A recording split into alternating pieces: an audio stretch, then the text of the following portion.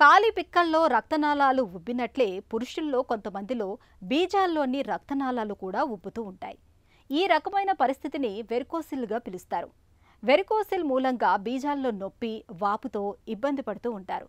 వెరికోసిల్ను నిర్లక్ష్యం చేస్తే భవిష్యత్తులో వీర్యకణాల ఉత్పత్తి, నాణ్యతలో తేడాలు వచ్చే ప్రమాదం ఉంటుంది. వెరికోసిల్కు చికిత్స అంటే నిన్న మొన్నటిదాకా సర్జరీ తప్ప మరో మార్గం ఉండేది కాదు. అయితే ఇటీవలి కాలంలో ఎంబోలైజేషన్ అనే సరికొత్త విధానంలో పెద్దగా కోతలు పెట్టకుండానే వెరికోసిల్ను బాగు చేస్తున్నారు. వెరికోసిల్కు కోతలేని చికిత్స ఎంబోలైజేషన్ విధానం గురించి ఇప్పుడు తెలుసుకుందాం.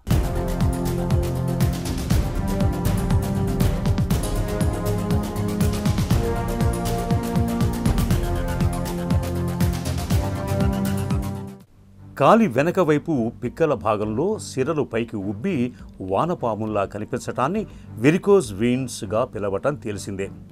ఇలాంటి పరిస్థితే వృషణాల్లో తలెత్తినప్పుడు దాన్ని వెరికోసిల్గా పిలుస్తారు.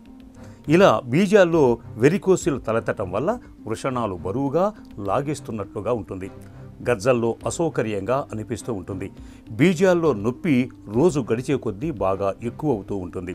కూర్చున్నప్పుడు, నిల్చున్నప్పుడు నొప్పి ఎక్కువ అవటం, పడుకున్నప్పుడు ఆ నొప్పి తగ్గటం ఉంటుంది. వెరికోసిల్ రావటానికి ఖచ్చితమైన కారణాలు తెలియవు. అయితే వృషణాలకు రక్తాన్ని సరఫరా చేసే రక్తనాళాల్లో కవాటాలు సరిగా పనిచేయనప్పుడు అక్కడ రక్తం పేరుకుపోతూ వస్తుందని, అదే చివరికి వెరికోసిల్గా మారుతుండొచ్చని చెబుతారు డాక్టర్లు.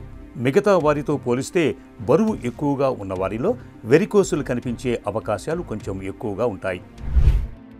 సో వెరికోసిల్ అంటే మనకి టెస్టికల్స్లో ఉన్న వెయిన్స్ అబ్నార్మల్గా ఉబ్బడం చెప్పాలి అంటే. సో మనకి జనరల్గా ఎక్కడైనా కానీ బాడీలో ఉన్న చెడు రక్తం అంతా గుండె వైపు వెళ్ళడానికి వెయిన్స్ అనేవి హెల్ప్ చేస్తాయి. సో వీటిలో ఈ ఫ్లోని కంట్రోల్ చేయడానికి కవాటాలు లేదా వాల్వ్స్ అని ఉంటాయి. సో టెస్టికల్స్లో ఉన్న వెయిన్స్లో ఉన్న ఈ వాల్వ్స్ డ్యామేజ్ అవ్వడం వల్ల మనకి మెయిన్గా వెరికోసిల్ అనేది వస్తుంది. సో దీనికి కారణాలు లైక్ కొన్నిసార్లు కంజెంటల్ ఫ్యాక్టర్స్ ఉండొచ్చు, కొన్నిసార్లు హార్మోనల్ ఫ్యాక్టర్స్ ఉండొచ్చు. అండ్ ఎస్పెషల్లీ థిన్ బిల్ట్ అంటే బాగా సన్నగా పొడవుగా ఉండే వాళ్ళలో కామన్గా వస్తూ ఉంటుంది. స్టెర్నస్ ఎక్సర్సైజెస్ అంటే హెవీ వెయిట్ లిఫ్టర్స్ కానీ, బాగా ప్రొలాంగ్డ్ సిట్టింగ్ అంటే బాగా కొంతమంది సాఫ్ట్వేర్ ఎంప్లాయీస్ మార్నింగ్ నుంచి ఈవినింగ్ వరకు కంటిన్యూస్గా సిట్టింగ్లోనే ఉంటారు. సో వీళ్ళలో ఏంటంటే మనకున్న గ్రావిటేషనల్ ఫోర్సెస్ వల్ల కూడా ఏంటంటే కాన్స్టెంట్గా బ్లడ్ పూలింగ్ అనేది ఉండిపోతూ ఉంటుంది అనమాట. సో వీళ్ళు మెయిన్గా రిస్క్ అనేది చెప్పొచ్చు. Left side right side compare చేస్తే మనకి లెఫ్ట్ సైడ్ అనేది రిలేటివ్గా కామన్గా వస్తూ ఉంటుంది. అది కూడా ఏంటంటే మనకున్న ఎనాటమీ ఫ్యాక్టర్స్ని బట్టి కాన్స్టెంట్గా మనకి టెస్టికల్స్ దగ్గర ఇబ్బందిగా ఉండడం, వాపు ఫీల్ అవ్వడం, and dragging pain, sometimes radiating అంటే బ్యాక్ సైడ్కి వెళ్ళడం కానీ, మెయిన్గా వాపు, పెయిన్, ఒక స్లైట్ డిస్కంఫర్ట్ అనమాట. అంటే లైక్ చాలామంది పేషెంట్స్ చెప్తూ ఉంటారు, సరే ఏదో డిస్కంఫర్ట్గా ఉంటుంది కానీ అర్థం అవ్వట్లేదు అని. So when I use to do scans అప్పుడు వెరికోసిల్ ఉందని అర్థమవుతుంది. So pain, discomfort and dragging, swelling ఇవి మెయిన్గా మనకు ఉండే లక్షణాలు వెరికోసిల్ వల్ల. వెరికోసిల్ అనేది సాధారణంగా ఎడమవైపు బీజంలో ఎక్కువగా చూస్తుంటాం. అధిక బరువుతో బాధపడే మగవారిలో వెరికోసిల్ తలెత్తే అవకాశం ఎక్కువగా ఉంటుంది. బీజాల్లో నొప్పిగా ఉన్నా, వాపు కనిపిస్తున్నా, వృషణాల్లో ఏదైనా బరువైన పదార్థం ఉన్నట్టు అనిపించినా, రెండు వృషణాలు ఒకే సైజులో లేవని అనిపించినా వెరికోసిల్ ఉందేమోనని అనుమానించాలి. వెరికోసిల్ తీవ్రత తెలిపే పరీక్షలు చేయించుకోవాలి. వెరికోసిల్ను నిర్లక్ష్యం చేస్తే బీజాల పరిమాణం తగ్గిపోయే ప్రమాదం ఉంటుంది. అలాగే మరీ యుక్త వయసులో వెరికోసిల్ తలెత్తినప్పుడు అది వీర్యం ఉత్పత్తిపైన, వీర్య కణాల నాణ్యతపైన ప్రభావం చూపే అవకాశం ఉంటుంది. వెరికోసిల్ను సాధారణ అల్ట్రాసౌండ్ స్కానింగ్, స్క్రోటస్ డాప్లర్ స్టడీ పరీక్షల ద్వారా సులువుగానే పసిగట్టవచ్చు. సాధారణంగా వెరికోసిల్ సమస్య గ్రేడ్ 1, గ్రేడ్ 2, గ్రేడ్ 3లలో ఉంటుంది. వెరికోసిల్ గ్రేడ్ 1, గ్రేడ్ 2 ఉన్నవారికి ఎలాంటి శస్త్రచికిత్స అవసరం ఉండదు. గ్రేడ్ 3 వెరికోసిల్ ఉన్నవారికి నొప్పి ఎక్కువగా ఉన్నట్లయితే శస్త్రచికిత్స చేయాల్సి ఉంటుంది. అయితే ఇటీవల కాలంలో సర్జరీ అవసరం లేకుండానే ఎంబోలైజేషన్ ప్రక్రియ సాయంతో వెరికోసిల్ను చక్కగా సరిచేయొచ్చని చెబుతారు డాక్టర్లు. మగవారిలో ఇన్ఫర్టిలిటీకి one of the most common reason varicocele అండి. సో నెగ్లెక్ట్ చేస్తే వెరికోసిల్ నెగ్లెక్ట్ చేయడం వల్ల ఇన్ఫర్టిలిటీ రావచ్చు. And at the same time very రేర్గా టెస్టికులర్ అట్రోఫీ అనేది కూడా రావచ్చు. బట్ అది వెరీ రేర్. అంటే మనకి వృషణాలు అనేవి బాగా చిన్నవైపోతాయి అన్నమాట. సో ఇవి మెయిన్గా వచ్చే కాంప్లికేషన్స్. రొటీన్గా మనకి వ్యారికోసీల్కి ఉన్న ట్రీట్మెంట్స్ వచ్చేసి వ్యారికోసీలెక్టమీ లేదా రీసెంట్గా డెవలప్ అయిన మైక్రో సర్జరీ. సో ఏవైతే డైలేటెడ్ వెయిన్స్ ఉన్నాయో అవి ఎక్కడైతే డ్రైన్ అవుతున్నాయో దాన్ని లైగేట్ చేయడం కానీ, సో ఇది కంప్లీట్ ఓపెన్గా చేస్తే వ్యారికోసీలెక్టమీ లేదా మైక్రో సర్జరీ, అంటే ఒక చిన్న ఇన్సిజన్ ద్వారా చేస్తే మైక్రో సర్జరీగా పిలుస్తాం. ఇవి రొటీన్గా కన్వెన్షనల్గా అవైలబుల్ ఉన్న ట్రీట్మెంట్స్ మెయిన్గా. మొక్క ఏపుగా పెరగాలంటే దాని వేర్ల నుంచి నీరు చక్కగా సరఫరా అవుతూ ఉండాలి. వేర్ల నుంచి నీటి సరఫరా ఆగిపోతే మొక్క క్రమంగా వాడిపోయి చివరకు ఎండిపోతుంది. ఎంబోలైజేషన్ ప్రక్రియలోని ప్రాథమిక సూత్రం ఇదే. ఎంబోలైజేషన్ విధానంలో ముందుగా ఎక్స్రే గైడెన్స్ సాయంతో బీజాల్లో చెడు రక్తం పేరుకుపోయిన సిరలోకి కాథెటర్ని పంపిస్తారు.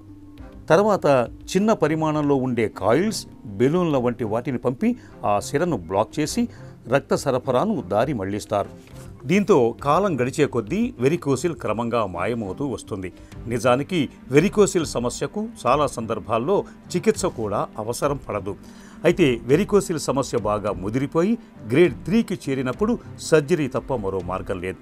ఇలాంటప్పుడు ఎంబోలైజేషన్ విధానాన్ని ఆశ్రయించడం ద్వారా సర్జరీకి వెళ్లకుండా, కోతల భయం లేకుండా వెరికోసిల్ను చక్కగా నయం చేసుకోవచ్చు. సర్జరీ లేకుండా వెరికోసిల్ని ట్రీట్ చేసే అవకాశం కూడా ఉంది. ఆ ప్రొసీజర్ నేమ్ వచ్చేసి varicocele embolisation. So varicocele embolisation అనేది ఒక మినిమల్లీ ఇన్వాసివ్ టెక్నిక్. ఎక్కడైతే ఈ రిఫ్లెక్స్ ఉన్న అబ్నార్మల్ గోనాడల్ వెయిన్, అంటే టెస్టికల్స్ నుంచి బ్లడ్ సప్లైని తీసుకెళ్లే వెయిన్ని మనం ఒక ఎంబోలిక్ మెటీరియల్స్ ద్వారా క్లోజ్ చేయడం జరుగుతుంది.